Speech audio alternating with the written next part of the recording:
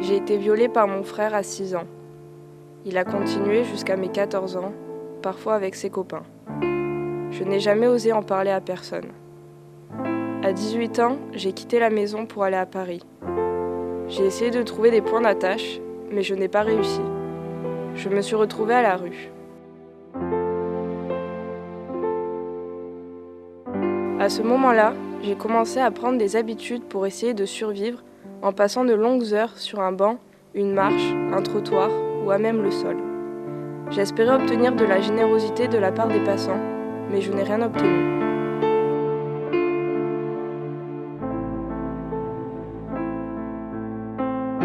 Toute la journée, on cherche des solutions pour manger et pour trouver un coin chaud où dormir. L'hiver, nous sommes nombreux à chercher des endroits chauds, il faut se battre.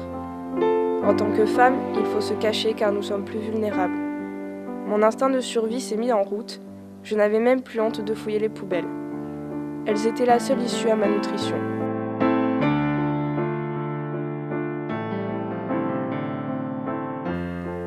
Plus aucun aliment n'avait de goût, la nourriture était devenue synonyme de survie et je devais me contenter de restes de lycéens. On se lave dans les squares à 6 h du matin dès qu'ils ouvrent et avant que les enfants viennent jouer. On ne va pas aux douches municipales car elles sont pleines de microbes.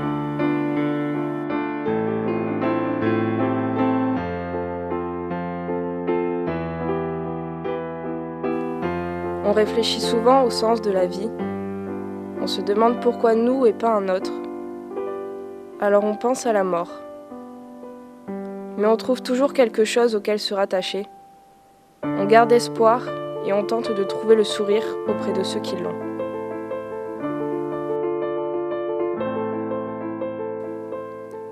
Entre femmes, il peut y avoir beaucoup d'amitié.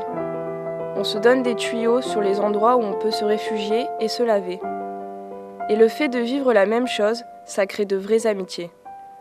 La rue n'est que souffrance, mais on peut rire aussi. Il faut avoir le sens de la dérision et un peu de distance, car si on prend tout au premier degré, on ne survit pas. J'avais besoin de communiquer, j'avais soif de liens. L'alcool et la drogue sont une échappatoire pour la plupart d'entre nous. On oublie le temps d'un instant nos problèmes. On finissait souvent dans les vapes, à tituber jusqu'à s'échouer au coin d'une rue.